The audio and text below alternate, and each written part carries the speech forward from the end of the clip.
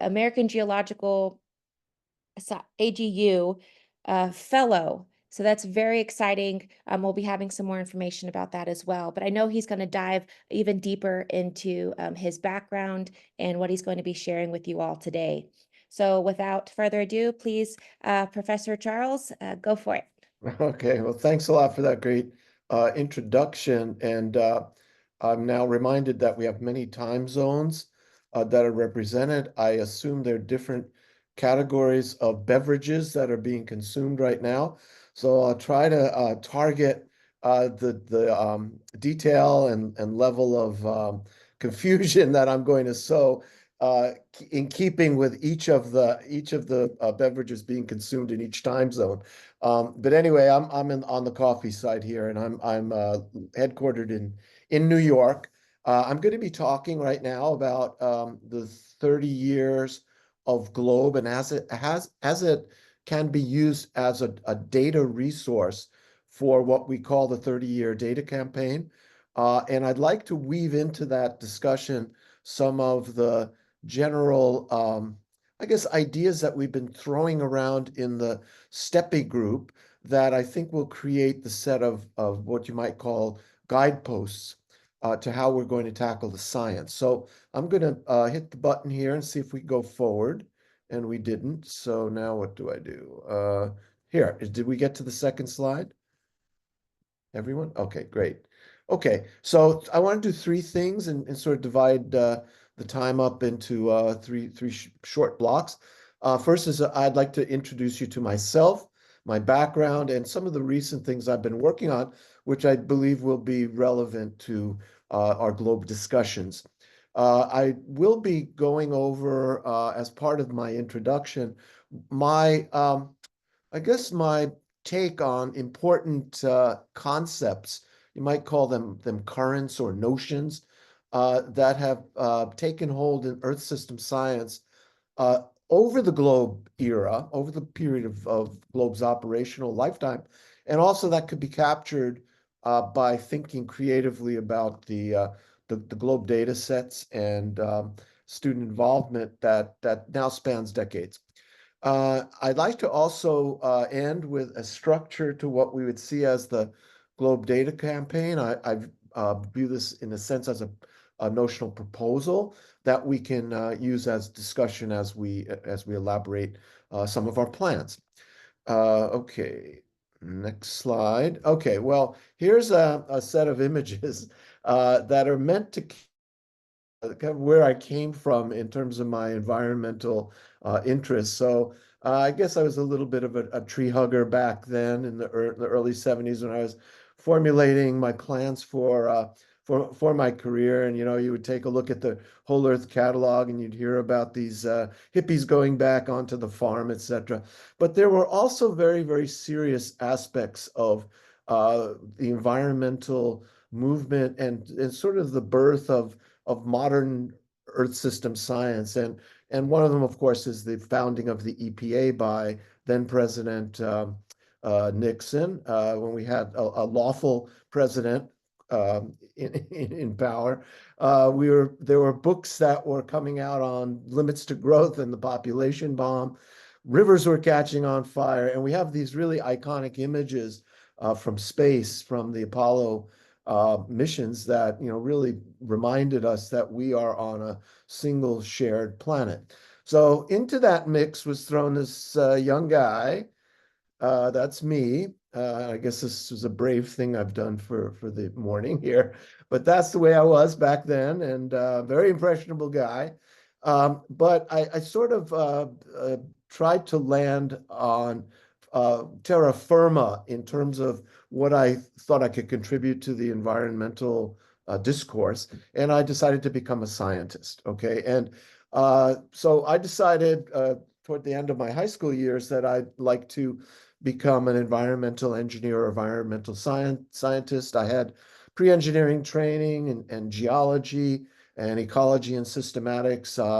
I graduated from Cornell in 1977. I then went on to work at the University of New Hampshire, where I also earned degrees, master's, and PhD in civil and environmental engineering. Then I tried to put that knowledge to work, and I was very, very, looking back at it now, very proud to be part of an early team of Earth system scientists that Berrien Moore III had convened at the University of New Hampshire. We had very, very close relationship professionally with the Marine Biological Laboratory, and we studied carbon, and this is really large-scale carbon, large-scale nitrogen, water, and energy issues, fundamentally at the global, if not continental scales. I was, I guess I would say, swept into what you term macro scale work, as I was called upon to develop a water cycling or hydrologic cycling module to our global carbon simulations. And I realized pretty early on that, well, it's one thing to look at it as a scientific Earth system question, but it also had dimensions that could be applied to water resource questions. And I suppose that the many years after that, I was diagnosing human and water cycle modifications in the Anthropocene. Okay. After that, I was able to argue, I think successfully, for the real need to join biogeophysical as well as human dimension notions into analysis of water security. So I've been sort of a champion, if you want to call me that, of that particular mindset. I more recently have been focusing, it's kind of part of that whole thinking process, focusing on the interplay between what you might call natural or nature-based infrastructure and engineered infrastructures, and how we can use these as policy levers as we manage the Earth system.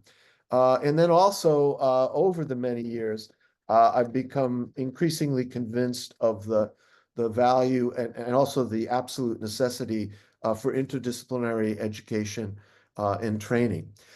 So I'm going to go through a few of these ideas that sort of popped up during the, or at least gained urgency during the Globe operational period. And also it's most of the time that I was actually in business as a scientist. And let me go over them sort of one at a time.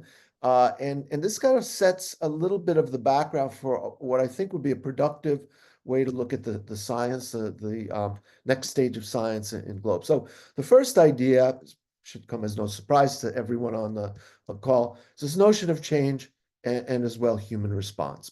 Okay. So I just want to just drive home the idea that humans have been in the picture for quite a long time. And these couple of graphics come from colleagues from the Marine Biological Laboratory, Jerry Melillo and David Kicklighter, who have been simulating and trying to understand the dynamics of land cover change. And each of the different color bands over the 300-year period is just a testament to the fact that things have changed. And they haven't changed basically because of natural variations. They've changed because of human beings doing things to the landscape.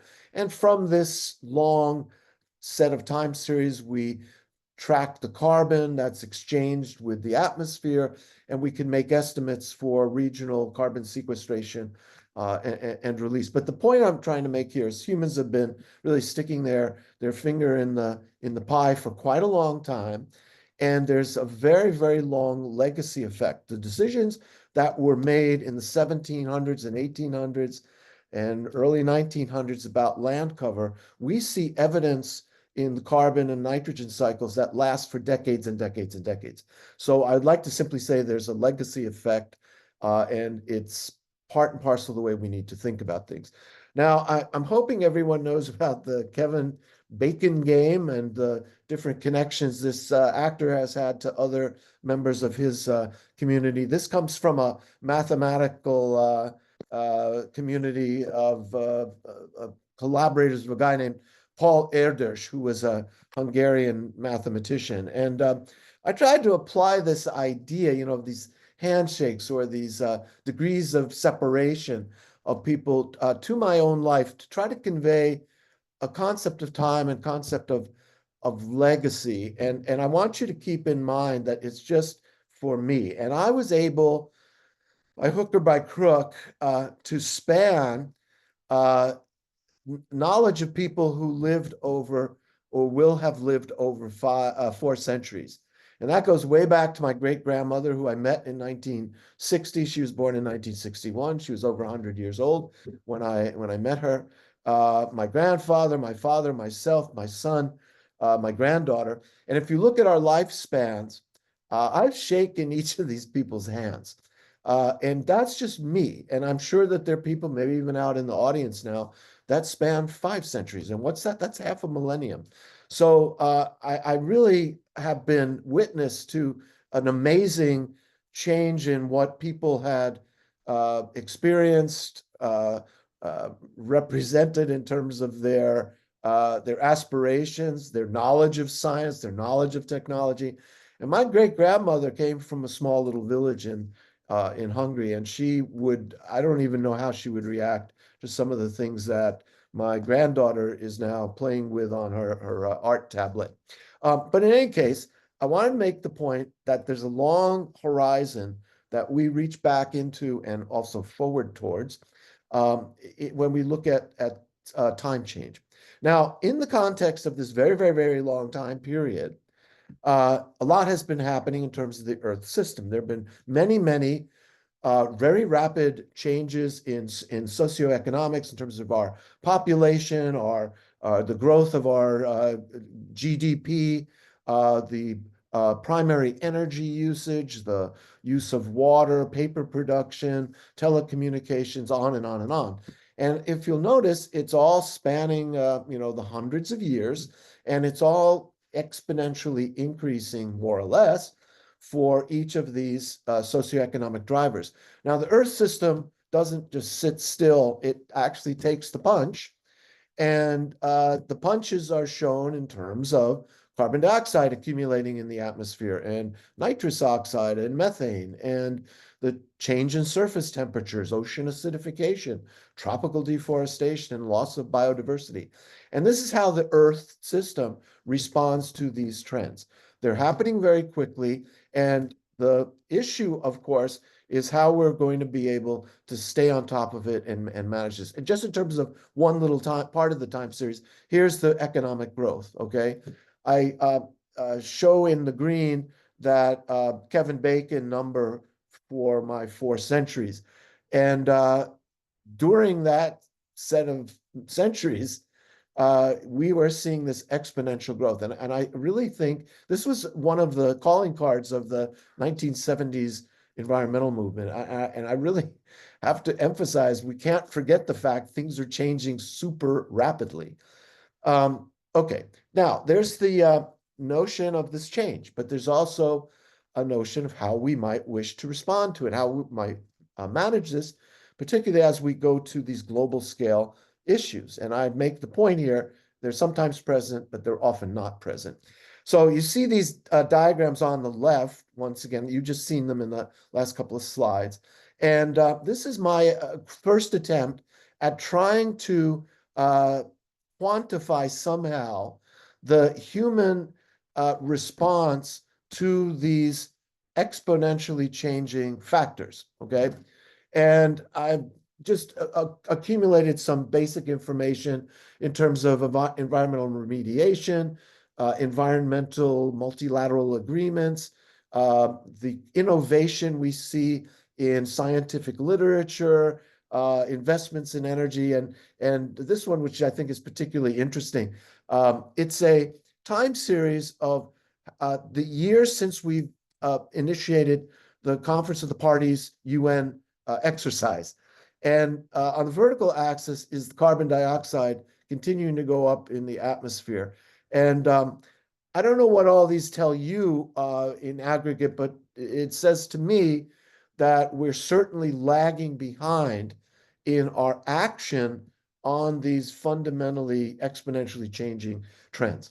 Okay, well, there are these trends that are hitting us in the head, but there's also then the notion of limits. This came about also in the 1960s and 70s.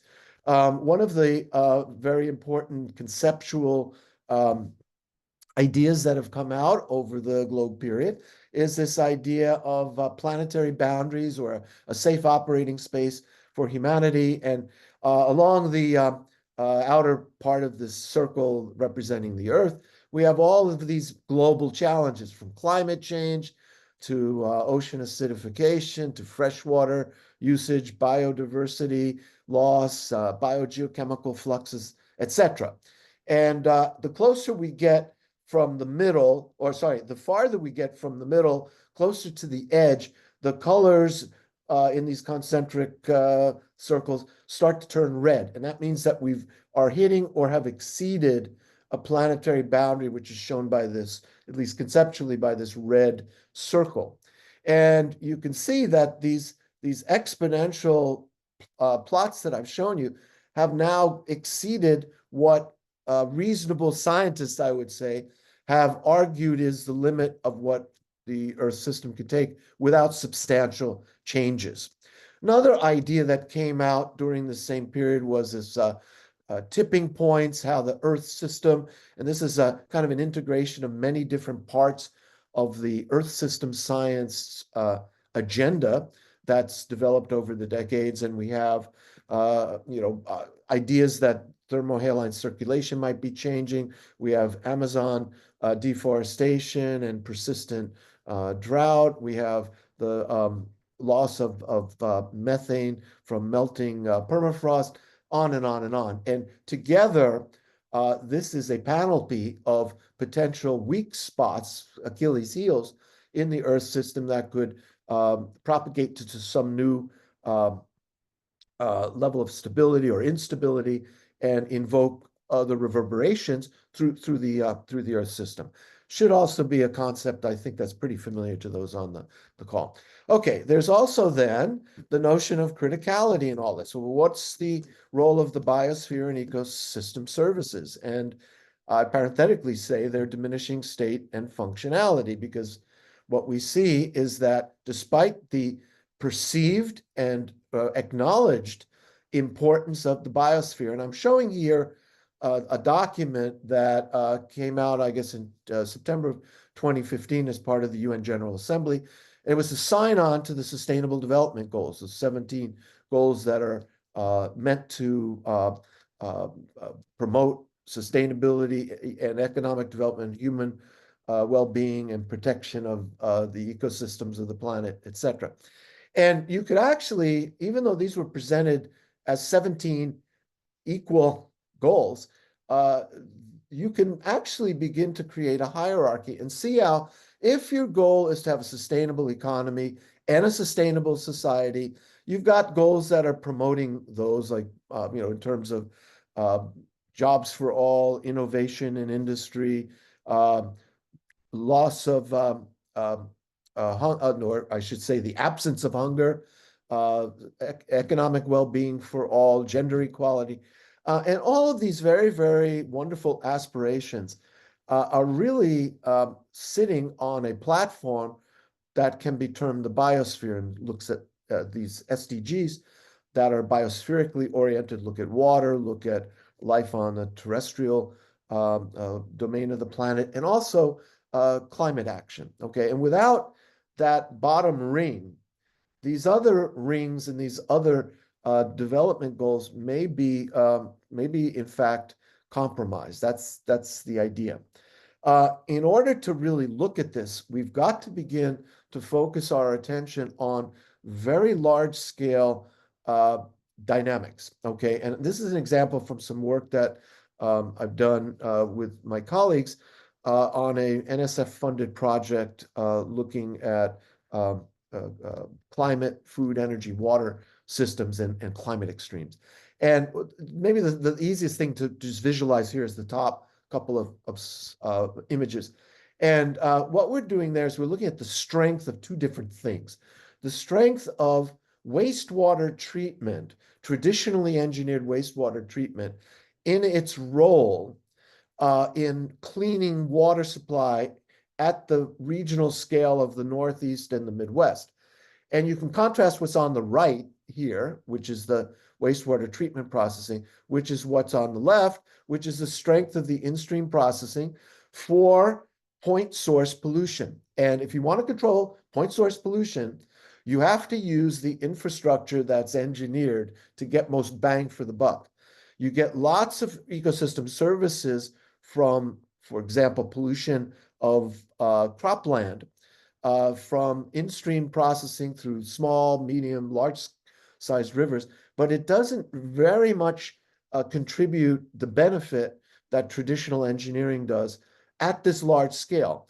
And I think what we're going to be looking at in the future is how we use creatively and sustainably ecosystem processes like in-stream self-purification versus, which is a free service, versus what we're seeing in terms of the construction of traditionally engineered pollution abatement. That's just one example of looking at the functionality of ecosystems. I should say also, this kind of gets at the parenthetical statement about the diminishment of these systems.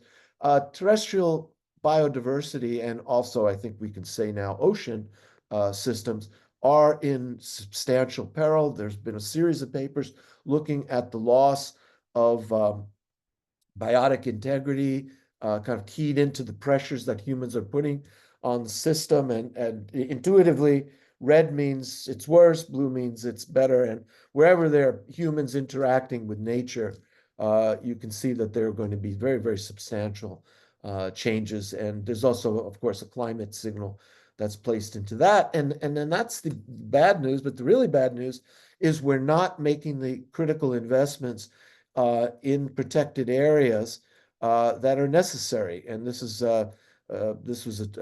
almost 10-year, I guess a 10-year-old estimate of the dollars needed for protection, far greater than what we were actually investing at the time.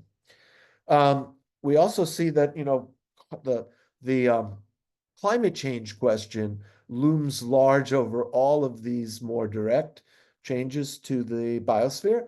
And this is just some work that one of my colleagues has been doing from the Advanced Science Research Center, Andrew Ryman, making the statement that, climate is, and climate trends are one thing, but climate extremes like droughts and floods, excessive rainfall, excessive heat waves, excessive or unanticipated cold snaps, are really stressing forests. So that if we look at least these northern forests, we see a sensitivity and a limit to carbon sequestration that we might expect as an ecosystem service from these forests.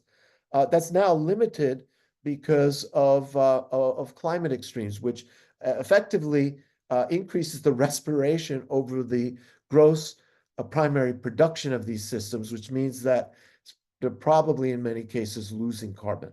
And we've done some similar things in the Northeast and Midwest to corroborate this finding. Okay, then a notion of human agency. Okay, well, how can we recognize the fact humans are a factor here, and humans not only are a factor that create problems, but also can create some solutions. I'd like to then move to kind of a conceptual model that I think, again, we've got to really be thinking about in terms of how the planet will be evolving. And now I'm showing here kind of two visions of what you might term green infrastructure or nature-based infrastructure, ecosystem services, if you will. And I show kind of top row and bottom row. And the top row's showing just some iconic images of what I call healthy or well-integrated forest systems and human managed systems, floodplains and rivers. And at the end of the day, we can decide to manage these systems appropriately or mismanage them. And on the bottom, I'm trying to show some some graphical images in your mind of deforestation and clear cutting and overuse of cropland and grazing land and direct pollution, for example, from industrial facilities in these systems. And so we have a choice in terms of how we integrate as well-behaved infrastructures or poorly managed systems. Now, this is from a purely environmental standpoint, has a whole rationale built up around it in terms of biodiversity, in terms of ethical treatment of the Earth system, et cetera. But it also has an extremely practical implication, and that's shown by what we call here gray infrastructure. And I use the example here of a dam or a reservoir on the top that's connected to these efficiently managed, healthy ecosystems. And there you have what is I guess in our mind's eye, a well-functioning, efficient dam system. Now you can contrast that to what we see on the bottom, which is a system that's going to be getting a lot of very episodic runoff events. It's going to get a lot of erosion products and pollution that's flowing into these systems. And they quite literally confound the management of these gray systems. And they also lose the value that you may have invested in these. And a good example is that poorly managed uplands create erosion that finds its way into these reservoir systems, and you essentially lose the investment you had in water storage. Okay, so I just want to make that connection between gray infrastructure and green infrastructure, but I also want to talk about a third infrastructure, and that's human infrastructure. And decision-making, institutions, technical capacity, and socioeconomic background will all help to determine whether we're managing the Earth system at the top of this diagram or in the bottom flank of the diagram. And from a globe standpoint, I think we have to begin to very directly embed these notions into our next generation of scientists and environmental managers and politicians and economists, etc. Okay, again, this is trying to look at the macro scale. I'm trying to make the point that we have these infrastructures that are dominating the planet, okay? So in the context of water engineering, we've done some assessment and we've looked at the growth in the traditionally engineered solution sector of the economy, the water sector. Those industries that build dams, reservoirs, sewage treatment plants, drinking water treatment plants, irrigation systems, et cetera, et cetera. And those traditionally engineered solutions are driven by the economics of growth, economics of wealth. And wealthier countries, just according to this analysis that we did, wealth on the x-axis and benefit factor from engineering on the vertical axis, the richer you get, the more engineering you're going to have. But if you look at the future and you look at a series of colors, dark colors here for blue on the top mainly, you see the greatest rise in the relative investment in places like Africa, which has relatively less engineered solution space right now. And in the future, it's going to be making huge investments and in some cases, tripling or quadrupling the existing amount of water engineering country by country. So what we see on the top is engineering at work. It's a kind of an infrastructure, and it's driven by socioeconomics, okay? And the expectation that all these countries are going to grow in terms of economy and human well-being means that there'll be more water engineering out there, and all of what that means for the biosphere. Now, in contrast to that, we have the assessment we've done for green infrastructure and natural capital services. And I think from some of the diagrams I've already shown you, you might have a notion that while the traditionally engineered solutions are expanding, the green infrastructure or these free services, these self-purification capacities of these ecosystems are diminishing. And you see that with this very starkly differently colored map that's kind of in the yellow and orange and red domain. And what that does is, again, it has a very practical implication. This is the damage function, if you want to call it that, of the price you pay for having less, and I'm going in the direction of less and less green infrastructure. And this is the replacement cost of that infrastructure when you'll have to replace it with engineering. And when you put all of this together, you've got the traditionally engineered systems growing from 2005 to 2050 to investments of $2.3 trillion annually. And because of the loss of green infrastructure, if you try to replace that functionality with traditionally engineered systems, it's more than what we think the traditionally engineered systems will be doing. So you've got to remediate the problems of the loss of green infrastructure. That may be a complicated idea, but I think in just the clearest of terms, if you mismanage the ecosystems, you pay a premium after that meal. Okay, you got a pretty big tax and pretty big tip on that basic meal. And if you go into the future, we see an ever progressive increase in the cost to society to bring human water security into the picture. Okay, well, let's think now. Okay, so we're not just going to sit there and take this. We want to create some transformation. We want to do something a bit positive, let's say. Okay, and I'm showing you an example from our own work that I'm going to bring into the globe perspective. And this, again, looks like a really complicated diagram, but I think it's simple in concept. What this is showing is a small little machine that's been invented by a colleague of mine at my institute and someone, I guess a group at Columbia University, that's created this little machine that you could fill up with a tank of water, and the evaporation of that water interacts with this mechanical system that has a moist and a dry side to it. So on the right, where you have the canopy, it captures the water vapor, and on the right, it's the ambient, drier atmosphere. What this is all about is that when the vapor comes in contact with these little hydro responsive filaments, they snap to life. Okay, they change their movement, and you actually create momentum, which if you harmonize through this circular motion, you can capture that momentum.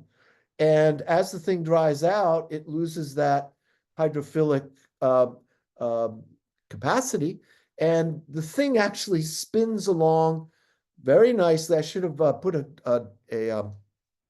animation here, but it moves along quite nicely in terms of tracking along a desktop.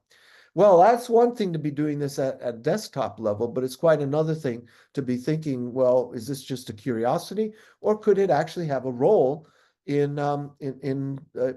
let's say a neighborhood or even a regional or continental energy system? And if you look around, there are enormous evaporation resources across the planet in terms of what we see coming off of forests, what we see coming off of open water systems. The industrial sector is pumping out a lot of evaporative product. And we have models that we've used already to look at the capacity for example, these cooling towers to act efficiently or not efficiently in the future. And we see that there's a real geographic question about how effective these cooling towers are going to be. And in areas where their efficiencies may go down because of the vapor pressure difference in the atmosphere of the future, little mechanics like this could come in there and improve the efficiency. And we're working now with the American Museum of Natural History to create these little information cards that we push through the museum, demonstrating this at the very, smallest of scales, but also pointing to the possibility that if we think creatively and innovatively, we'll be able to strap these kinds of systems up to larger scale energy production systems. And who knows, we might have developed a very promising low carbon energy system. And our early analysis of where this could go is that it's certainly competitive on a per area basis with solar panels. Okay, let's bring this all together. One of the things that I'm really convinced of over time is that interdisciplinarity, which is something we talk about all the time, is a difficult endpoint to get to, not only in terms of training students, but in organizing our own elements within the science community. And I had a 10-year stint with something called the Global Water System Project, and that particular effort became quite unique because we were looking at the dimension of water security and hydrologic systems on the planet, not just from the physical domain, but also from the biological and geochemical domain, as well as its human components. And 20 years ago, that was a little bit of a provocative idea, but now I think it's more adopted. And if we're going to be tackling our new problems, if we're going to be educating the next generation workforce, we better start introducing them pretty early on to what interdisciplinarity is all about. And I use this metaphor of the Swiss Army knife, which I used to carry around with a scissor and a little knife, and also, I will admit, a corkscrew. And that was about the extent of my knife at the time. But in the future, we can't simply stovepipe the education that we're giving our students. We've got to get them talking to each other and basically applying this crazy-looking multi-tool Swiss Army knife of the present and into the future. And these ideas are now being circulated quite actively, actually, in the engineering community. And there's a sustainable development arm of some of the engineering NGOs and engineering professional organizations. So I think this is going to be the direction in which we're going to try to go. I think Globe could, certainly be spearheading some very important dimensions of all this. Okay, now getting a little bit more practical, and I think I have a few minutes here. Getting a little bit more practical, the Globe science training, education, and public engagement component of the full program is really trying to dedicate itself to to NASA's Earth to Action concept and what's called that virtuous cycle, where we have public understanding, we think about solutions, we think about societal value of what we're doing.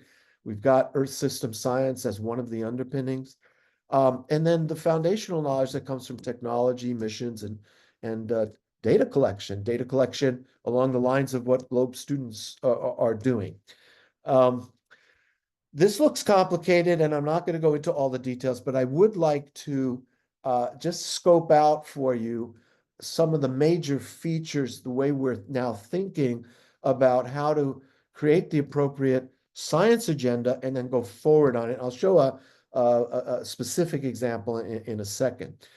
So for one thing, and I think we're here right now. I think we are at the point at which we're at the 30th anniversary. Let's look forward and let's do some needs assessment, looking retrospectively about how well we've done, but also in a forward trajectory. We will do that through what I would call Globe Science Advisory. This is many different affiliated organizations, both internally to ourselves to the globe community, but also outsiders like UN SDG planners or international science consortia, maybe a little closer to home, the NASA science mission teams. And that's the advisory that will help to articulate and maybe hone down some of these crazy ideas that I've been presenting into a little bit more digestible form, into some very specific themes.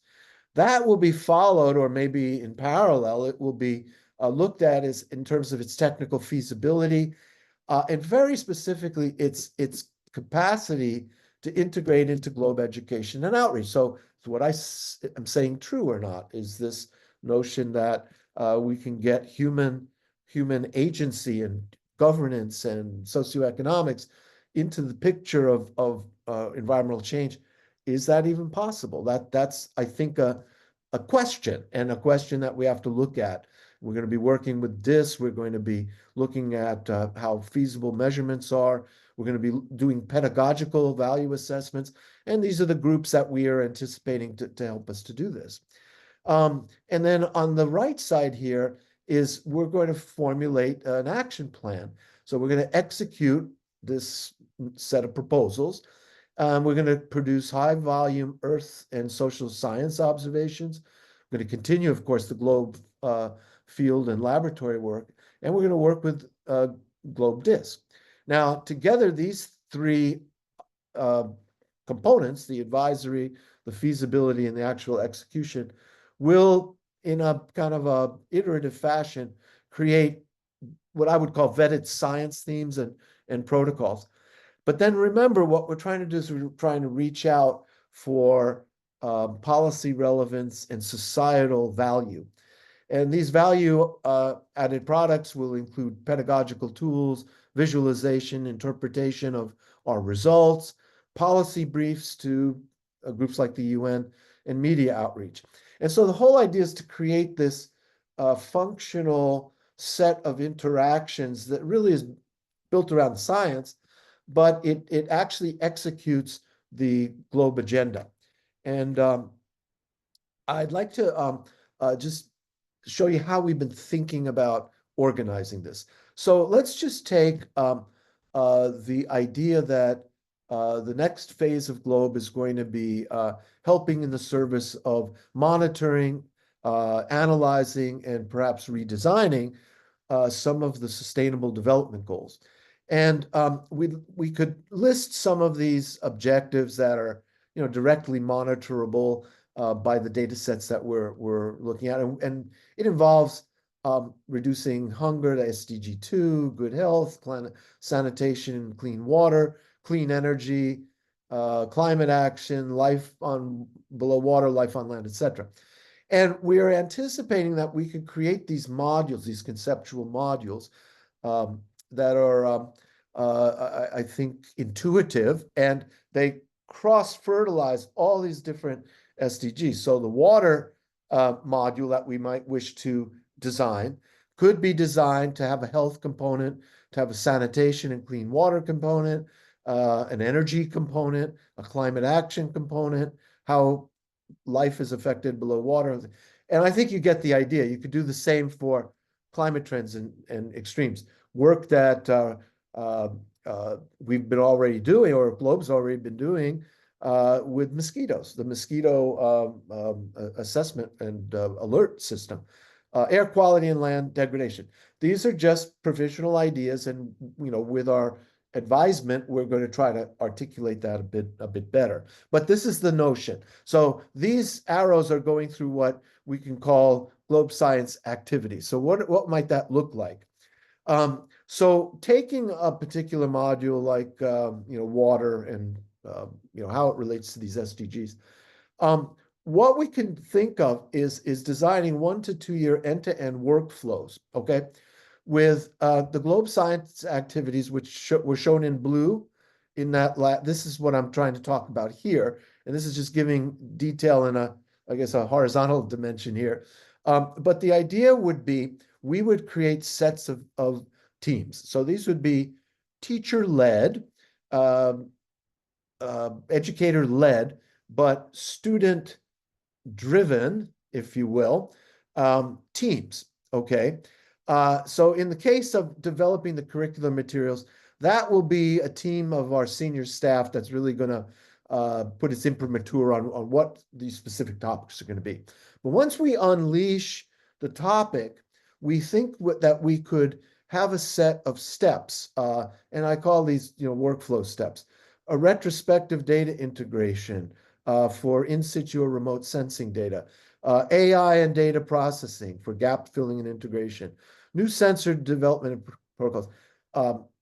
These different colors relate to teams of teacher-led student groups that would be virtual and distributed, that could work together on the various aspects of the question I showed in the very last diagram.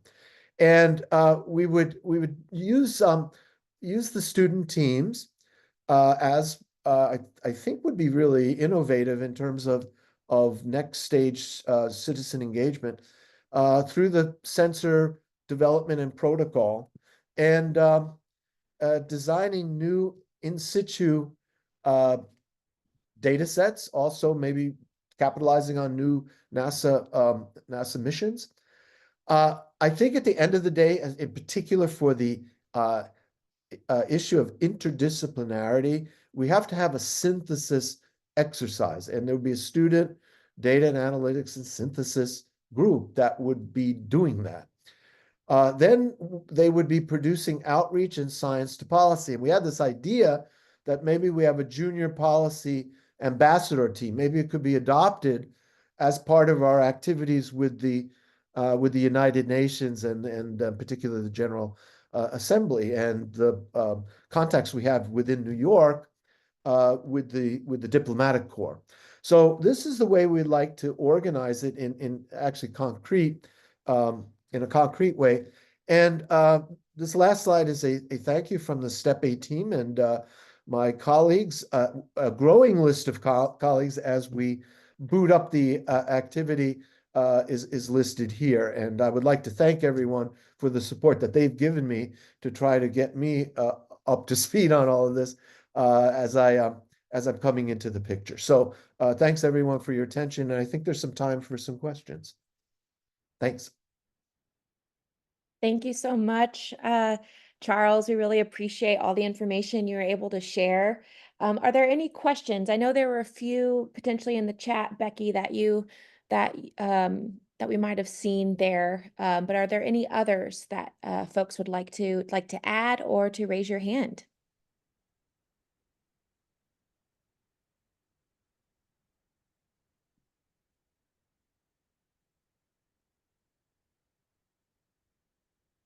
I see a new font on my screen. So it's looks like it's Mandarin.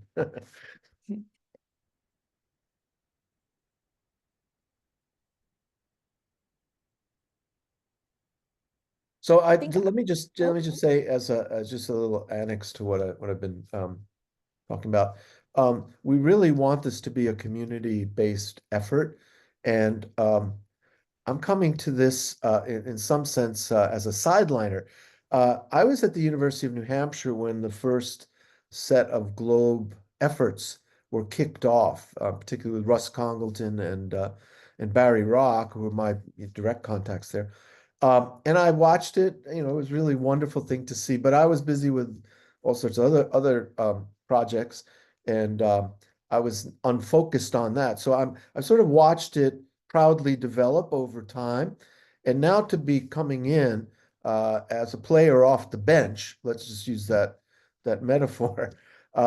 It's it's a little scary, but at the same time, I think it's filled with opportunities, and I would really like to have a set of dialogues with the community for ideas on how we could do all of this better. And I realized that this particular talk was a combination of kind of conceptual things, which I think we need to keep in mind as we design the science program, but also some practical steps forward, like with these teams and these case studies, et cetera. And I'd love to get feedback on how you all think that might work.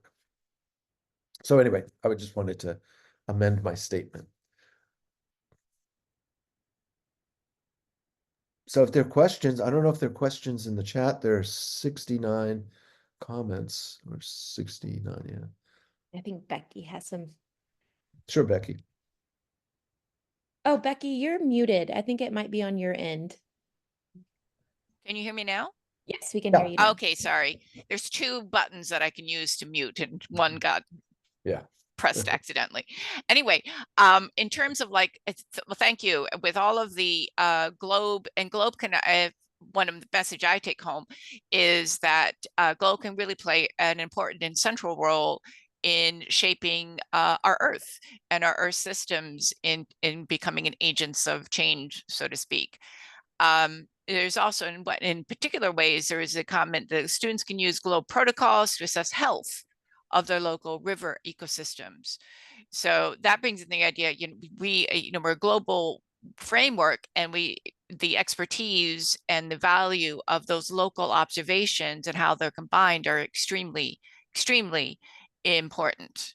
Yeah, so just sharing that comment here with others. Yeah, And I said just yeah, just on that point, I think that several of the parameters or variables, I should say, that are being monitored by the Globe students, like issues of phenology, issues of land cover change, issues of pollution of waterways, etc. Those are imminently mappable at the large scale so that we could give context to what the students are actually monitoring. And that gives them, I think, a baseline of comparison to other parts of the planet. And if they're doing well in terms of pollution, uh, low pollution levels, that's something that they will herald.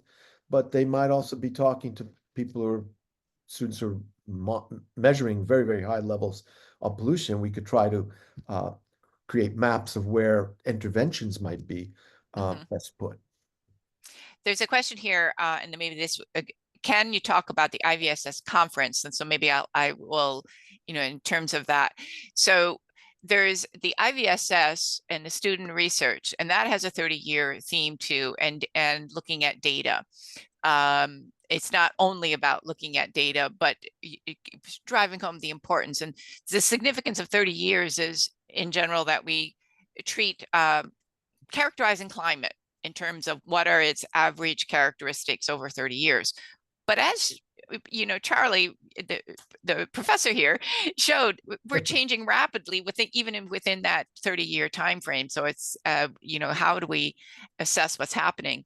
And so looking at your localities and the 30-year theme for IVSS student research, it can be on anything you would like to choose, and I want to make that clear. But the theme that we're asking for is to consider how has your place or wherever you choose to study changed in some ways over the past 30 years, and to look at the data associated with that. It could be Globe. We would really encourage people to look at the Globe data. It could be also with other types of data sets that are relevant to your area or subject of study. So so that's how into the IVSS, and then we will be as always in past reviewing these and then giving feedback to the into what research is done, and giving badges for the types of work that the students have done. So I hope that answers any questions. Toka, I think I'll Rasun, Rasan, hopefully I pronounced that somewhat correctly. And there, Becky, if go I ahead. just Yeah, might add, so some questions came up also about the IVSS, and just to point that out. And like you said, Becky, we're always looking for adjacent data. yeah. So even if data it doesn't align with a Globe protocol, but you want to do a Globe protocol and collect some extra data on that, IVSS projects are a really great way to share that with the community and to get feedback on that. And something that our offices and, Globe in general is looking at is how can we, what are other data that we can be collecting or should be collecting? And that leads into someone, Toshka, that you also mentioned, considering a Globe module or activity that looks at plastic and solid waste pollution. There are some really great ways to to analyze the effects of pollution using GLOBE protocols, such as different water, using the water quality, Earth as a system, looking at those different protocols. But this is actually a really great idea for an IVSS project. So I'm not sure if you're a student or a teacher or a scientist, but this would be a really great way to bring ideas up through the IVSS or through other local regional symposium that you might have, because this is something, microplastics is something that we've been, that's been on the radar for GLOBE for quite some time, that folks have really been looking at. And so we're always interested in hearing about different ways in which folks are looking at that in their local ecosystems. I also wanted to make just one little pitch, and I think we should be a bit assertive or maybe even aggressive in trying to get the information here. And Eileen Bright said that she would encourage students to be trained to gather additional non-protocol observations. And as I was saying, I think expanding this into the socioeconomic domain would be. Now, we have some pretty deep connections in the United Nations, and part of the United Nations is, of course, the collection of statistical information. And I personally have worked with the UNDP development program, and they've got lots and lots of information that could be bolted on to the kinds of protocol level data sets that we are creating. So I think that's certainly going to be a direction we would want to go. And I think it will really help to place it all in a bigger context. And also and there will be more webinars throughout the field campaign and the IVSS, which are running parallel and in parallel themes, and exploring ways that you might be able to access and use and analyze data, and everything will be recorded, so that helping to that you all become excited about data.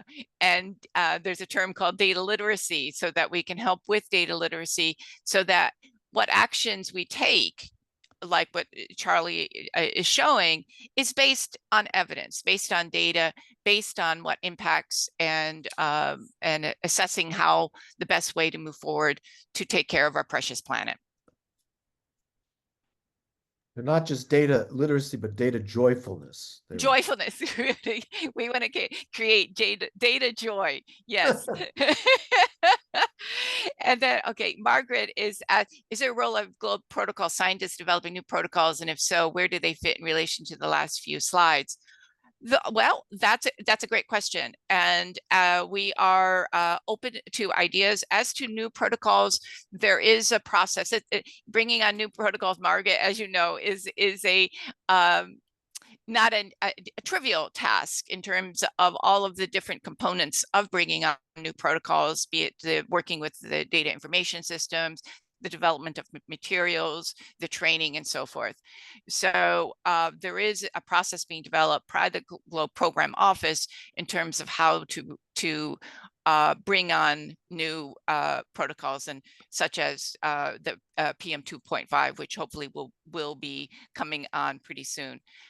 Microplastics, I know there's a lot of interest, and it's really important. Right now, we are to make it into something with usable data for that citizen science collect, that needs to be worked out.